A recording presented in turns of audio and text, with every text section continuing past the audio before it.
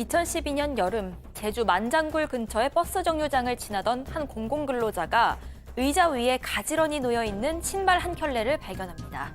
자세히 보니까 안에 웬 동물 사체가 있길래 숲을 쪽으로 휙 던져놓습니다. 그런데 곰곰이 생각할수록 뭔가 이상했던 그 신발. 다시 찾아가 보니까요. 그 안에 있던 건 동물이 아니라 사람의 신체였습니다. 신원을 확인해 보니 8일 전 제주 올레길을 걷다가 실종된 한 여성. 조용한 마을이 발칵 뒤집혔습니다. 오늘 사건연구소의 키워드는 올레길 살인사건입니다. 예, 최근에 그 신림동 공원 둘레길 최윤종 사건을 보면서 저는 이 사건 생각이 참 많이 났어요. 제주도에 가면 올레길 많이 가시잖아요. 그 당시 정말 엄청난 진짜 충격을 안겨줬던 사건인데 시작을 해보죠. 네, 일단 2012년 7월 14일에 실종 신고가 들어왔는데 이 실종 신고는 서울에서 들어왔습니다. 누나가 7월 11일부터 23일까지 2박 3일 일정으로 제주도 여행을 갔다. 그런데 돌아오질 않고 연락도 안 된다. 이런 내용이었습니다. 실종자는 서울 노원구에 살고 있는 40대 강모 씨였습니다. 휴일을 껴서 여행을 갔던 거고요. 사건을 이첩받은 제주경찰이 수사를 시작을 합니다.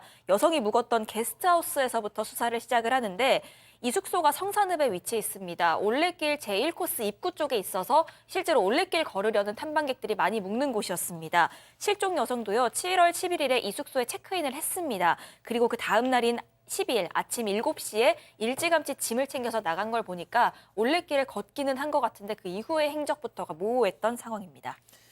막 비가 오고 그렇죠. 그래서 조난 가능성도 그때 대두가 됐었어요. 일단 휴대전화 기록을 좀 분석을 해보니까 당일 8시 12분쯤에 나가서 6분간 인터넷 검색을 좀 했던 걸로 알려져 있고 8시 40분에 휴대전화가 지금 마지막으로 전원이 꺼졌던 걸로 확인이 됐습니다. 그 장소가 이 구자읍 종달리로 1코스 구간인데 여기가 올레길 그 구간입니다. 예. 요 구간 자체가 1.9km인데 좀 그렇게 막 가파르거나 이런 건 없고 완만한 오름이고 사람도 많이 다니고요. 절벽도 별로 없고 뭔가 조난당할 위험한 구간도 많이 없다라는 그런 구간이라고 지금 알려져 있고 그래서 극단적 선택의 가능성도 좀 염두를 뒀는데 집에 숙소에 또 보니까 그 짐이 다 있습니다. 그 가능성도 낮아 보이고 결국은 사건이라고 이제 판단을 하고 경찰은 수색견을 동원해서 탐문도 했지만 성과는 없었습니다. 자, 그러던 와중에 아까 PT에서 얘기를 했던 그 마을 버스 정류장에서 발견이 됩니다. 그렇죠. 실종 9일째였습니다. 그 버스 정류장 한 곳에서 오전 9시 정도에 공공근로자가 뭔가 운동화가 가지런히 놓이는데 그 안에 처음에는 동물 사체처럼 보였다고 합니다. 그걸 발견을 하고 놀래가지고 그냥 찜찜해서 그냥 숲으로 던졌답니다. 하지만 아무래도 뭔가 이상해서 그날 오후에 다시 가서 봤더니 사실 동물 사체가 아니라 사람 신체의 일부였던 겁니다. 실종된 강 씨였고요. 지문을 검사해 보니까 강 씨로 확인이 됐고 그 운동화 역시 강 씨 거였는데 이게 문제가 저 버스 정류장이 마지막으로 그 휴대전화 신호가 잡혔던 곳 있지 않습니까? 거기서 무려 18km나 떨어졌던 장소였습니다. 자, 이제부터는 정말 사건이죠. 강력 사건. 자, 교수님, 저 의도는 뭐였을까요? 일단 이제 그 시신의 일부를 그 피해자 운동화 안에다 집어넣어서 가지런히 놔뒀다라고 하는 것은 경찰의 입장에서 봤을 때는 이거는 상당히 엽기적인 그런 어떤 사건이다 이렇게 볼 수밖에 없는 것이고요. 자, 이 시신의 일부가 그 발견되고 난 뒤에 이 경찰은 이 시신의 일부가 발견된 이 장소하고 관련이 있겠다라고 생각을 한 것이 아니라 오히려 원래 수사를 하던 그 올레길 제1코스 입구에 이 범인이 가까이 있다 이렇게 생각을 한 겁니다. 왜 그러냐면 이 그 범인의 입장에서는 수사망이 자기 쪽으로 좁혀오는 그런 느낌을 받기 때문에 오히려 일부러 멀리 떨어진 이 1.8km도 아니고 18km 떨어진 그곳에다가 시신을 갖다 놓은 것이다. 즉 다시 말해서 수사에 혼선을 주려고 하는 목적으로 의도적으로 그러한 행위를 했다라고 판단을 하게 됩니다. 자, 경찰은 결국 잡았습니다. 강성익이었습니다. 강성익, 40대 강성익. 당시 JTBC를 시작으로 실명 그리고 얼굴을 공개했는데요.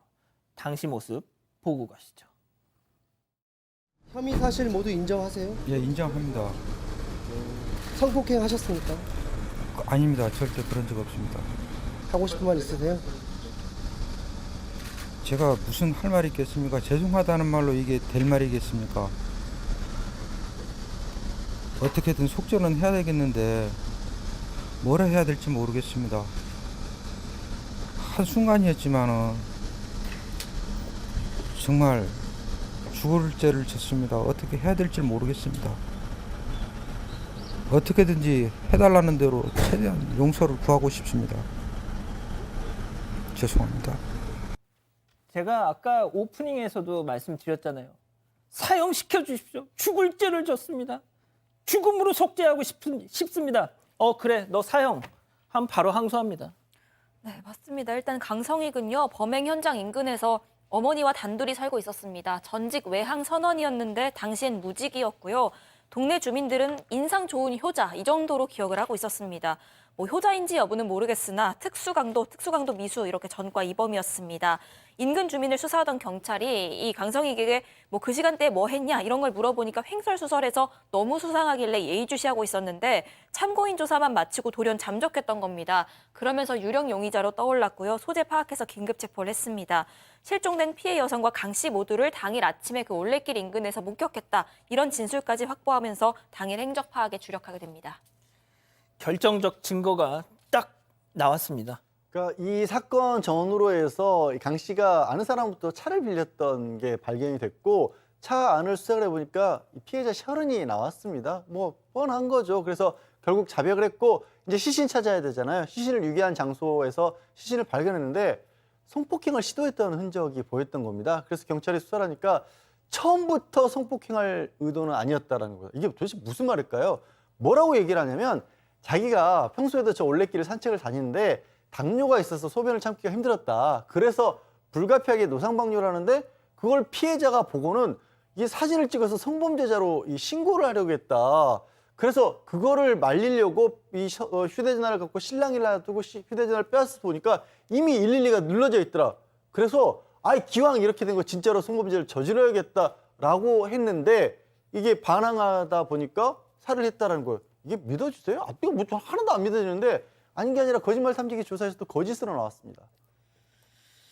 자, 박 변호사님. 네. 뭐 제가 이제 뭐 말미에 또 말씀을 드리겠지만 지금 그 유족분들이 이 방송을 보고 계실 수도 있어요. 네. 그래서 참 저희도 이게 말씀을 드리기가 좀 그러니까 이 자식의 그냥 일방적인 주장이잖아요. 그렇죠. 강성익의 예. 말을 뭐 믿을 수는 없고요.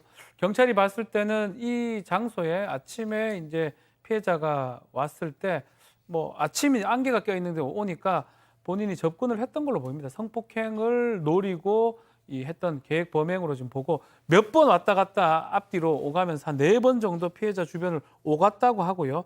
지름길에 먼저 가서 이 피해자를 기다리다가 성기를 노출했고 도망치자 성폭행을 시도했는데 안 되니까 나중에 저항을 하니까 살해를 했던 것으로 경찰은 파악하고 있습니다. 교수님, 이 당시 나왔던 보도 또 저자의 얘기를 들어보면 정말 회개망측한 얘기가 저희가 다 소개도 못 해드리겠어요, 진짜. 예? 그러니까 겉으로는 반성하는 척하면서 입으로 나오는 건 전부 다 거짓인데요. 아까 이제 시신 유기 과정에서도 수사 혼선을 주기 위해서 알리바이를 만드는 여러 가지 행동을 했고요. 또 이제 경찰이 이렇게 진술을 합니다.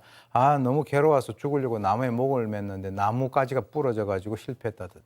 또 피해자 운동화를 갖다가 왜 그럼 너 멀리 갖다 놨냐라고 하니까 공개된 장소에 버리면 피해자 가족이 연락처가 적힌 현수막을 걸 것으로 생각을 해서 그때 자기는 그 연락처를 보고 시신이 있는 것을 가족들에게 알려주려고 했다라고 얘기를 합니다.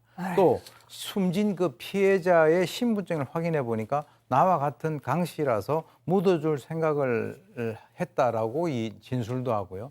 그래서 이 이제 강 씨가 그렇다면 정신병력이 있느냐 그것도 없고 정신 감정을 갖다가 의뢰할 계획도 그 당시에 없다라고 하는 것은 멀쩡한 정신으로 그렇게 범행을 저지르고 끝까지 거짓말을 계속하는 그런 상황이었죠. 자, 제가 아까 유족 말씀을 드렸는데 당시 그 사건 발생 당시에 유족분들의 이 입장이 많이 보도가 됐었어요. 네, 또 그럴 것이 이 유족분들이 실종 신고 직후부터 특히 남동생분이 블로그를 개설해서 뭐 그때까지 어떤 밝혀진 내용들을 공유하기도 했고요. 그 살해금을 최대 1억 5천까지 올렸습니다. 그러면서 누나를 찾기도 했습니다. 그 블로그에 이런 글도 지금은 폐쇄가 됐는데 이런 글도 올라왔었습니다. 누나 지켜주지 못해서 미안해. 범인 꼭 잡을게. 천국에서 만나자. 이런 내용을 올리기도 했습니다. 이후에 이 사건이 이렇게 됐다는 게 밝혀진 이후에 유족이 그해 연말쯤 제주도 등을 상대로 해서 올레길 너무 위험한데 뭐 제대로 관리 안 됐던 게 아니냐라는 걸 문제 삼아서 민사소송을 내기도 했습니다. 하지만 피해 보상을 받지는 못했고요. 그러면서 올레길이 당시에 다 완공이 되지도 않았던 때였는데 1코스는 이 일 때문에 폐쇄가 됐다가 한 달 만에 재개장이 되기도 했었고 경찰이 뭐 올레길 순찰대를 편성하겠다 이런 안전대책을 내놨었는데 이게 또 효과가 있겠다 없겠다 갑론을박이 이어지고 이런 논란이 이어졌었습니다. 자, 가장 중요한 거 어떤 판결이 내려졌습니까? 자, 끝까지 강성익은 좀 부인을 했습니다. 자기 누범 기간 중이라서 결국은 오해받으니까 살해한 것이다. 성범죄 아니고 그렇게 주장을 했는데 유치장에 동기가 나와서 이 여성 피해자의 몸을 만졌는 걸 본인이 떠들었던 게 있다라고 증언을 했고요.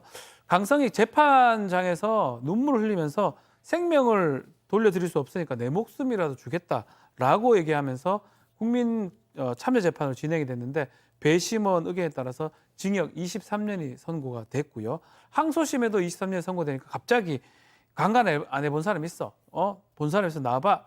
나 안 했어. 라고 끝까지 욕설하고 난동을 부렸고요. 대법원에서 징역 23년이 확정이 됐습니다.